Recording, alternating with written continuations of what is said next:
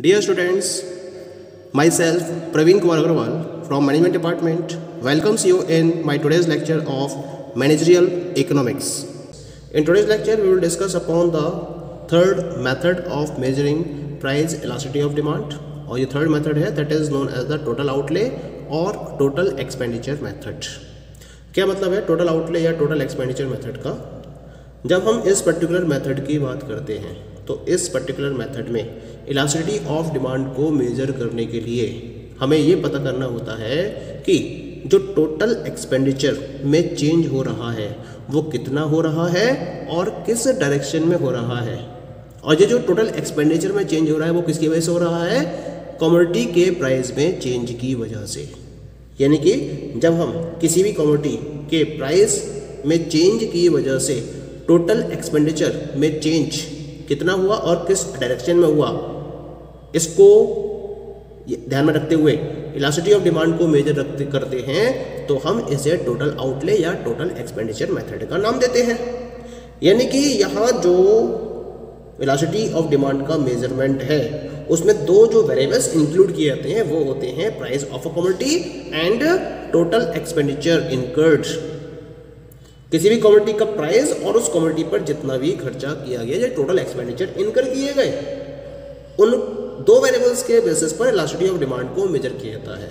It means that when there is some of the change in the price of the commodity, then due to that change in price what and how much change is there in total expenditure of the commodity, on the basis of this the elasticity of demand is measured with the help of this particular method. और इसके regarding हम तीन particular situations को यहां find out कर सकते हैं। क्या क्या सिचुएशंस है वो? सबसे पहली सिचुएशन क्या होगी, अब प्राइस चेंज हुआ और प्राइस चेंज हुआ उसकी वजह से एक्सपेंडिचर चेंज हुआ। अब जो आपके पास नया एक्सपेंडिचर आया होगा प्राइस में चेंज होने के बाद, उसमें तीन कंडीशन बनेंगी। या तो वो जो एक्सपेंडिचर होगा, वो जो नया एक्सपेंडिचर होगा वो इनिशियल एक्सपेंडिचर के बराबर होगा, या फिर उससे ज़्यादा होगा, या फिर उससे कम होगा। ये तीन तो सिचुएशन बनेगी। तो इन तीन सिचुएशन को हम अलग अलग वे में डिफाइन कर सकते हैं और उसके बेसिस पर हम इलास्टिसिटी ऑफ डिमांड को प्रॉपर्ली मेजर कर सकते हैं। कैसे? पहली सिचुएशन की बात करते हैं।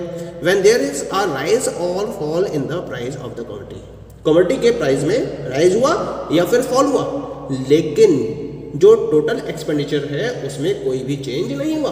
यानी कि प्राइस के राइज और फॉल होने के बाद जो आपको नया एक्सपेंडिचर मिला वो पुराने एक्सपेंडिचर यानी कि इनिशियल एक्सपेंडिचर के बिल्कुल एग्जैक्टली इक्वल है, कोई भी चेंज नहीं है। तो इस केस में जो ईडी की वैल्यू होगी या फिर ईपी की वैल्यू होगी that will be equal to 1, और इसे हम बोलेंगे यूनिटरी प्राइस इलास्टिक डिमांड। ये हो गया पहला केस। ठीक है, अब हम बात करते हैं सेकंड केस की। सेकंड केस क्या है? When there is a fall in the price, अगर प्रोडक्ट के प्राइस में फॉल हो रहा है या प्रोडक्ट का प्राइस डिक्रीज हो रहा है और उसकी वजह से टोटल एक्सपेंडिचर इंक्रीज हो रहा है, ये पहली कंडीशन होगी इसकी, है ना।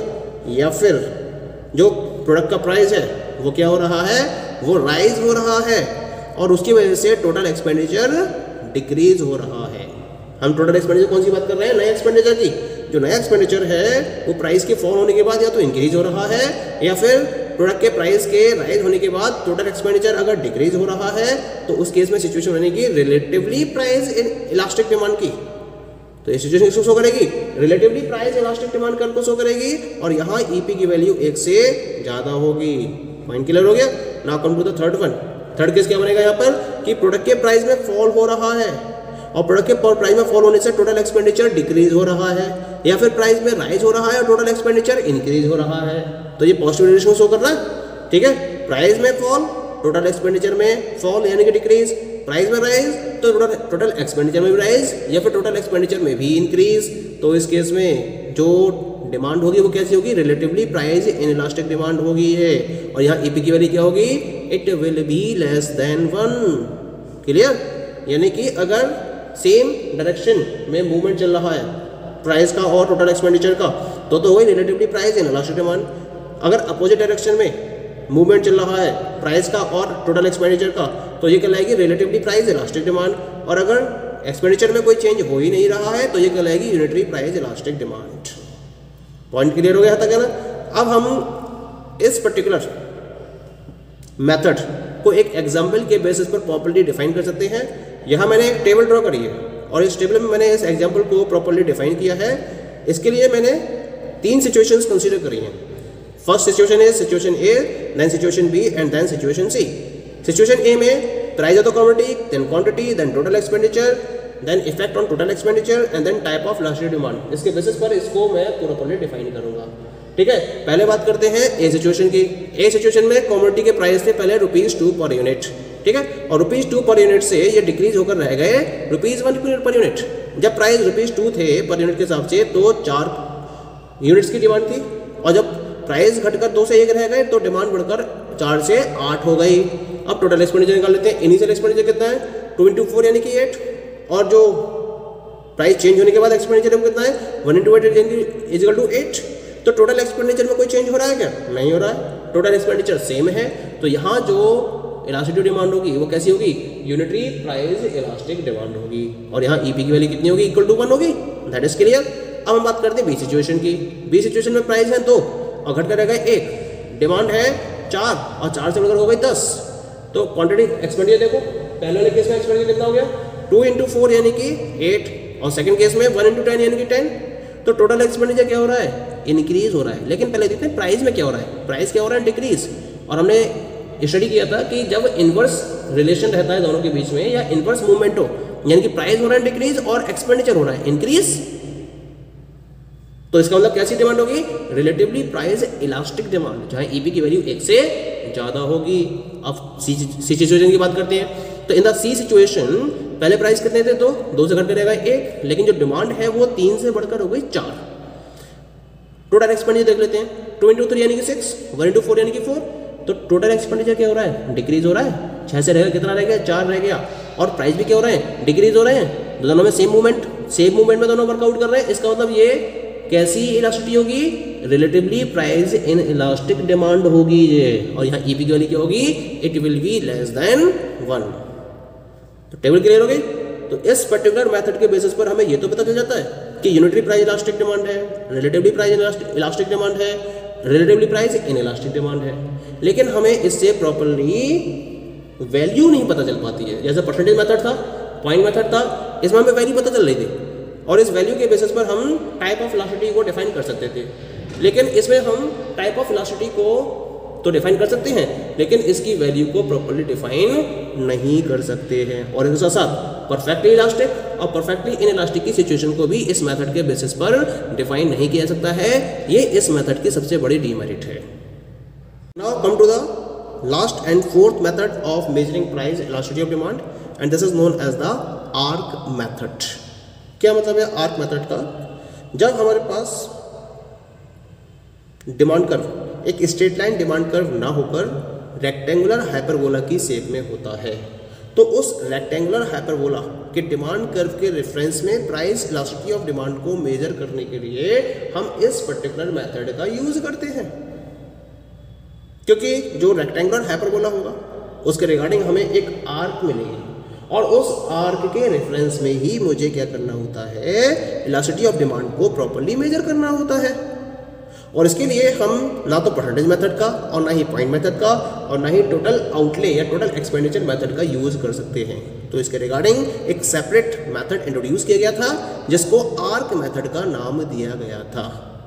ठीक है, तो इसको समझने के लिए मैंने क्या कर रखा है, यहाँ पर मैंने एक डायग्राम नोट कर रखा है। On the right side of the page यहाँ आपको एक कर्व दिखाई दे रहा है, ठीक है, जहाँ मैंने एक्स एक्सेस पर क्वांटिटी डिमांडेड को और वाई एक्सेस पर मैंने प्राइस को रिप्रेजेंट किया है। क्लियर? अब ये जो डी डिमांड कर्व है, it is a rectangular hyperbola curve. ये एक कंप्लीट रेक्टेंगुलर हाइपरबोला कर्व है। ठीक है, यहाँ मैंने 2 पॉइंट लिए हैं, ए और बी। जब मैं ए पॉइंट की बात कर रहा हूँ तो ये प्रोडक्ट के या कमोडिटी के इनिशियल प्राइस ओपी को रिप्रेजेंट कर रहा है, जहाँ इनिशियली डिमांड कितनी थी? ओक्यू के बराबर थी। अब प्राइस ओपी से कम होकर OP1 है गया, जिसकी वजह से जो क्वांटिटी डिमांडेड है वो OQ से बढ़कर OQ1 हो गई। पॉइंट क्लियर हो रहा है यहाँ पर ना? तो इस तरह से जो पॉइंट है वो A से B पर शिफ्ट हो रहा है। तो हमें ये पता करना है कि जब पॉइंट A से B पर मूव हुआ, ये शिफ्ट नहीं है, ये मूवमेंट कहलाएगा, जब पॉइंट ए से बी पर मूव हुआ क्योंकि सेम डिमांड करके अलॉन्ग है, तो उस केस में इलास्टिसिटी ऑफ डिमांड कितनी होगी। हमें अगर इसे मेजर करना है तो इस मेथड का यूज किस तरीके से करेंगे। तो इसके लिए हम सपोज कर लेते हैं कि जो इनिशियल प्राइस था कमोडिटी का वो ओपी के इक्वल है, जिसे मैंने स्मॉल पी से रिप्रेजेंट किया है। इनिशियल क्वांटिटी डिमांडेड ओक्यू के बराबर है, जिसे मैंने स्मॉल क्यू से रिप्रेजेंट किया है। न्यू प्राइस इसका ओपी1 के बराबर है, जिसे मैंने स्मॉल पी1 से रिप्रेजेंट किया है। और जो न्यू क्वांटिटी डिमांडेड है वो ओक्यू1 है, जिसे मैंने क्यू1 से रिप्रेजेंट किया है। अब बात करते हैं आर्क मेथड की, क्योंकि ए बी क्या है, ए बी एक आर्क है। और अगर ए बी आर्क के करस्पॉन्डिंग मुझे प्राइस इलास्टिसिटी को मेजर करना है तो इसके लिए एक प्रॉपर फॉर्मूला यूज किया जाता है। क्या है ये formula? The formula is price elasticity is equal to change in quantity demanded upon new quantity plus initial quantity upon change in price, फिर इसके भी अपॉन में new price plus initial price. ये फॉर्मूला इसके अंदर अडॉप्ट किया जाता है। अब इसको हम मैथमेटिकल वे में कन्वर्ट कर लेते हैं। चेंज इन क्वांटिटी डिमांडेड क्या लिखेंगे इसको हम? Q1 डिफरेंस Q, क्योंकि चेंज का मतलब है new quantity minus initial quantity, और न्यू क्वांटिटी कितनी है Q1 के बराबर, और इनिशियल क्वांटिटी कितनी है Q के बराबर। तो इसे लिखूंगा मैं Q1 difference upon Q, Q1 difference Q लिखेंगे इसे हम, अपॉन में new quantity Q1 initial quantity Q, तो Q1 प्लस Q हो गया। इसके अपॉन में change in price, change in price का मतलब होगा new price minus initial price. New price कितना है आपके पास P1 और इनिशियल प्राइस कितना है P, तो P1 डिफरेंस P अपॉन में क्या हो जाएगा, P1 प्लस P हो जाएगा इसका, क्योंकि new price plus initial price, तो ये P1 प्लस P को रिप्रेजेंट करेगा। It's okay. Now come to the next equal to. अब जब हम Q1 डिफरेंस Q और P1 डिफरेंस P की बात करेंगे तो एक का साइन तो पॉजिटिव रहेगा और एक का साइन नेगेटिव होगा, क्योंकि एक वैल्यू बढ़ रही है और एक वैल्यू घट रही है। तो जो बढ़ रही है उसका साइन तो पॉजिटिव हो जाएगा और जो घट रही है उसका साइन नेगेटिव हो जाएगा, जिसकी वजह से फॉर्मूले में एक नेगेटिव साइन का इंट्रोडक्शन हो जाएगा। तो यहाँ मैं फॉर्मूले को लिखूंगा माइनस। अच्छा, Q1 माइनस Q को मैं डेल्टा Q लिख सकता हूँ, जो चेंज इन क्वांटिटी को रिप्रेजेंट करेगा, अपॉन में Q1 प्लस Q, अपॉन में P1 माइनस P को मैं डेल्टा P लिख सकता हूँ, और फिर इसके अपॉन में P1 प्लस P, जहाँ delta P change in price को रिप्रेजेंट करेगा। अब क्या करना है, इसे ऊपर ले जाना है, और जब इसे ऊपर ले जाएंगे delta P upon P1 plus P को, तो फॉर्मूला हमारा कुछ इस तरह से आएगा, EP is equal to minus delta Q upon delta P into P1 plus P upon Q1 plus Q। तो हमारे पास ये प्राइस इलास्टिसिटी ऑफ डिमांड को मेजर करने का फॉर्मूला जाता है with the help of the arc method. तो आर्क मेथड के अकॉर्डिंग हम इस प्रॉपर फॉर्मूले का यूज करेंगे और इसके हेल्प से प्राइस इलास्टिसिटी ऑफ डिमांड को प्रॉपर्ली मेजर कर सकते हैं। ठीक है, और फॉर्मूला क्या है, मैं रिपीट करता हूँ फॉर्मूले को एक बार फिर से। EP is equal to minus delta Q upon delta P into P1 plus P upon Q1 plus Q, और इस फॉर्मूले के बेसिस पर हम प्राइस इलास्टिसिटी ऑफ डिमांड को प्रॉपर्ली मेजर कर सकते हैं। यहाँ मैंने जो नेगेटिव साइन इंट्रोड्यूस किया है वो क्या शो करता है, it is representing the inverse relation between price and quantity demanded. जो दो वेरिएबल्स की बात कर रहे हैं हम, प्राइस और क्वांटिटी डिमांडेड की, वहाँ इनके इनवर्स रिलेशन को नेगेटिव साइन के बेसिस पर रिप्रेजेंट किया जाता है। फाइन, क्लियर हो गया। अब हम इसके बेसिस पर EP की वैल्यू को प्रॉपर्ली कैलकुलेट कर सकते हैं और उसके बेसिस पर बता सकते हैं कि किस टाइप की इलास्टिसिटी ऑफ डिमांड होगी। फॉर एग्जांपल, अगर EP की वैल्यू आती है इनफाइनाइट, इसे सॉल्व करने के बाद, तो इसका मतलब कौन सी इलास्टिसिटी होगी, परफेक्टली प्राइस इलास्टिक डिमांड। अगर EP इज इक्वल टू 0 है, then it will be perfectly price inelastic demand. Clear. अगर EP की वैल्यू इक्वल टू 1 है तो ये जाएगा यूनिटरी प्राइस इलास्टिक डिमांड।